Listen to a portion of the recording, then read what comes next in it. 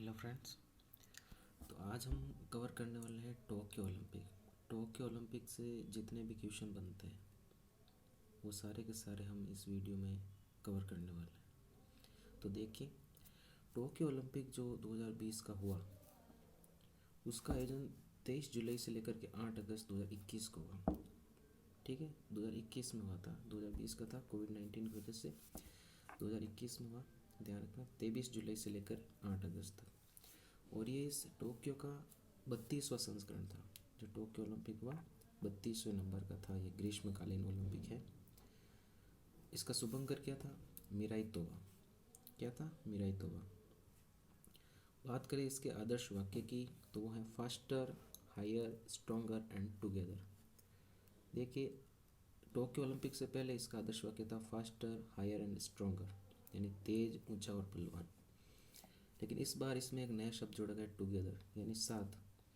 तो कोविड-19 की वजह से यानी सभी की एकजुटता, सभी देशों की एकजुटता दर्शाने के लिए इसमें ये शब्द जोड़ा गया, टुगेदर। इसी का ही जो लैटिन संस्करण है वो है सीटियस, अल्टियस और फोर्टियस। ठीक है, जिसमें नया शब्द जुड़ गया, कम्युनिटर। वही मुख्य विषय है इसका, यूनाइटेड बाय इमोशन। ठीक है, चलिए आगे बढ़ते हैं। इसमें कुल 206 देशों ने भाग लिया टोक्यो ओलंपिक में। इसमें कुल खेल कितने थे? तो 33 खेल थे इसमें। ठीक है, कुल प्रतिस्पर्धाएं वो थी 339। इस बार इसमें 5 नए खेल शामिल किए गए, जिसमें एक जो बेसबॉल है, बेसबॉल जो अमेरिका का राष्ट्रीय खेल भी है, ये जो है 13 साल बाद इस खेल की वापसी हुई है। यानी पहले ये खेल ओलंपिक में शामिल था, बाहर निकाल दिया गया था। अब इस बार टोक्यो ओलंपिक में इसको वापस शामिल किया गया 13 साल बाद। अमेरिका का राष्ट्रीय खेल है ये।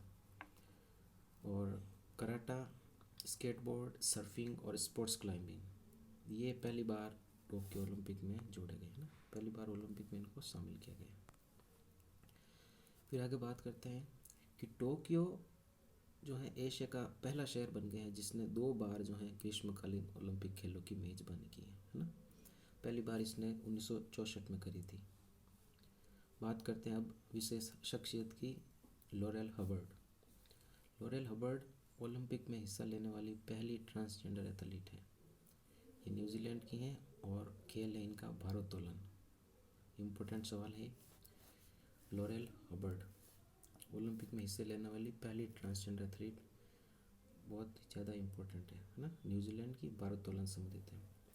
टोक्यो ओलंपिक में पहला स्वर्ण पदक किसने जीता? यांग कियान ने। ये भी इम्पोर्टेंट है। यांग कियान किस देश के हैं? तो चीन के हैं। ये यांग कियान चीन के हैं। और खेल पूछे तो खेल है इनका शूटिंग, निशानेबाजी। खेल कौन सा है? शूटिंग।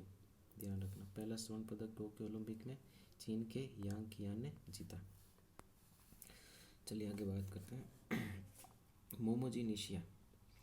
मोमोजी निशिया व्यक्तिगत स्पर्धा में स्वर्ण पदक जीतने वाली सबसे युवा खिलाड़ी बनी है। मोमोजी निशिया स्केट बोर्डिंग में इन्होंने स्वर्ण पदक जीता है। स्केट बोर्डिंग पहली बार ही ओलंपिक के अंदर शामिल हुआ है और इस स्पर्धा में जापान की मोमोजी निशिया ने स्वर्ण पदक जीता है और सबसे युवा खिलाड़ी है। कोविड के कारण ओलंपिक से हटने वाला देश है उत्तर कोरिया। इसने अपने आप को अलग कर लिया था कोविड की वजह से, उत्तर कोरिया। ठीक है, और टोक्यो ओलंपिक के प्रायोजक की बात करें तो वो था MPL, और भारतीय ओलंपिक टीम की बात करें उसका मुख्य प्रायोजक था आयोनॉक्स। कौन था? आयोनॉक्स। चलिए आगे बात करते हैं। भारत का आधिकारिक ओलंपिक थीम सॉन्ग था लक्ष्य तेरा सामने। इसको गाया था मोहित चौहान ने।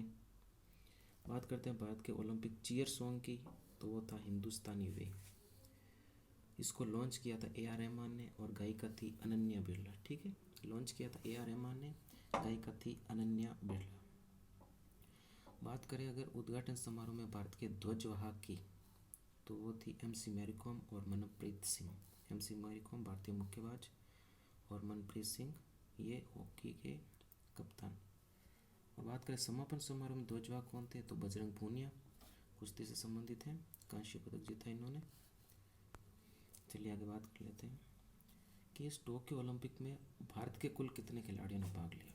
तो ध्यान रखें, भारत के कुल 127 खिलाड़ियों ने भाग लिया, जिसमें 71 पुरुष और 56 महिलाएं शामिल थी। भारतीय खिलाड़ियों ने कुल 18 खेलों में भाग लिया। जो 33 खेल थे टोक्यो ओलंपिक में, उनमें से 18 खेलों की 69 स्पर्धाओं में भाग लिया। और भारतीय जो दल था उसका उद्घाटन समारोह मार्च पास्ट में 21वें क्रम पर था, ये भी ध्यान रखें, 21वें क्रम पर था।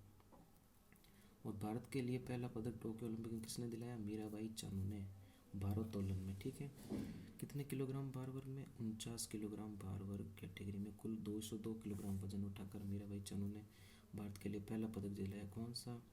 रजत पदक, सिल्वर मेडल दिलाया। ठीक है, भारत ने 1 स्वर्ण, 2 रजत और 4 कांस्य सहित कुल 7 पदक जीते टोक्यो ओलंपिक में। 1 स्वर्ण जीता नीरज चोपड़ा ने, ठीक है, और 2 रजत, 4 कांस्य, कुल 7 पदक। और पदक तालिका में भारत का स्थान कौन सा था? 48वां। देखिए, पदक तालिका में प्रथम स्थान पर रहा अमेरिका। कौन रहा? अमेरिका।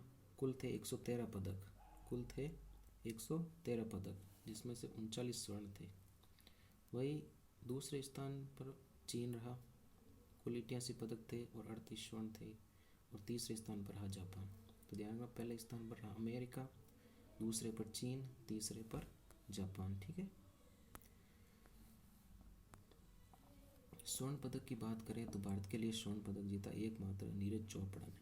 और व्यक्तिगत स्पर्धा में स्वर्ण पदक जीतने वाले नीरज चोपड़ा दूसरे भारतीय खिलाड़ी हैं।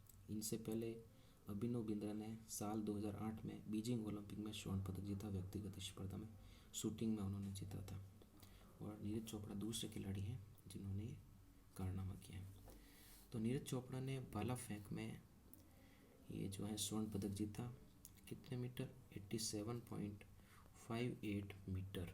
ठीक है ना, ये रिकॉर्ड बनाया है नीरज चोपड़ा ने भाला फेंक में। और इनका संबंध है हरियाणा से। कहाँ के रहने वाले हैं? हरियाणा से। और 7 अगस्त को इन्होंने एक कारनामा किया था, इसलिए 7 अगस्त को केंद्र सरकार ने भाला फेंक दिवस मनाने की घोषणा की है। बात करते हैं आगे रजत पदक की। तो रजत पदक जीता मीराबाई चानू ने। मीराबाई चानू ने भारोत्तोलन के अंदर कहाँ की रहने वाली है? मणिपुर की रहने वाली है। और दूसरे खिलाड़ी जिन्होंने रजत पदक जीता वो है रवि कुमार दहिया। रवि कुमार दहिया, संबंध है इनका कुश्ती से। और ये कहाँ के रहने वाले? हरियाणा के रहने वाले। रवि कुमार दहिया, इनको जो है कौन सा अवार्ड मिला अभी? मेजर ध्यानचंद खेल रत्न पुरस्कार। ठीक है, मेजर ध्यानचंद खेल रत्न पुरस्कार इनको मिला। इसके अलावा कुल 12 खिलाड़ियों को मिला। सही है ना। बात करते हैं आगे कांस्य पदक की। तो लवलीना बोरगोहेन, इन्होंने कांस्य पदक जीता। संबंध है इनका मुक्केबाजी खेल से और असम की रहने वाली है लवलीना बोरगोहेन। फिर है पीवी सिंधु, इन्होंने बैडमिंटन के अंदर कांस्य पदक जीता है और ये आंध्र प्रदेश की रहने वाली है। पीवी सिंधु की अगर बात करें तो पीवी सिंधु ओलंपिक में 2 मेडल जीतने वाली पहली भारतीय खिलाड़ी हैं। इस बार इन्होंने कांस्य पदक जीता। तो पिछली बार 2016 के रियो ओलंपिक में इन्होंने रजत पदक जीता था। तो 2 मेडल जीतने वाले ओलंपिक के अंदर पहली भारतीय खिलाड़ी हैं ये। फिर बात करते हैं बजरंग पूनिया, इन्होंने कुश्ती के अंदर कांस्य पदक जीता। ये हरियाणा के रहने वाले हैं। और फिर भारतीय पुरुष हॉकी टीम है, इन्होंने भी कांस्य पदक जीता है।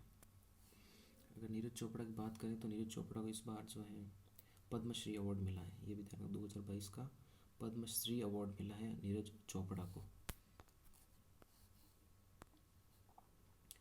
आगे बात करते हैं नेत्रा कुमानन। नेत्रा कुमानन नौकायन प्रतियोगिता में, ध्यान रखना, नौकायन प्रतियोगिता में भाग लेने वाली भारत की पहली महिला खिलाड़ी हैं। अदिति अशोक ओलंपिक के लिए क्वालिफाई करने वाली पहली भारतीय गोल्फर है।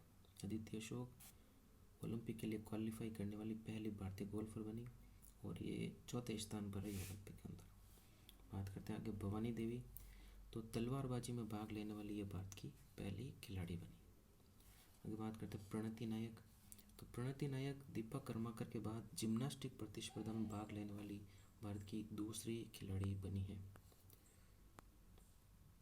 दीपक काबरा, दीपक काबरा टोक्यो ओलंपिक में पुरुषों की जिम्नास्टिक प्रतिस्पर्धा में जज की भूमिका निभाने वाले पहले भारतीय बने हैं। वही पवन सिंह टोक्यो ओलंपिक में निशानेबाजी में ज्यूरी सदस्य बनने वाले पहले भारतीय बने। कौन बने? पवन सिंह निशानेबाजी में ज्यूरी सदस्य बनने वाले पहले भारतीय। और अशोक कुमार कुश्ती में अंपायरिंग करने वाले एकमात्र भारतीय हैं, अशोक कुमार। ठीक है, तो एक और क्वेश्चन है कि 33वां जो अगला ओलंपिक है वो कहाँ होने वाला है? ठीक है, वो अगला जो होगा वो होगा पेरिस में। ध्यान रखना, पेरिस फ्रांस में होगा अगला 33वें नंबर का ग्रीष्मकालीन ओलंपिक। तो ये कुछ थे टोक्यो ओलंपिक से जुड़े हुए कुछ इम्पोर्टेंट सवाल जो हमने इस वीडियो में डिस्कस किए। तो कैसा लगा ये वीडियो आप ज़रूर बताइए। ठीक है, ऑल द बेस्ट।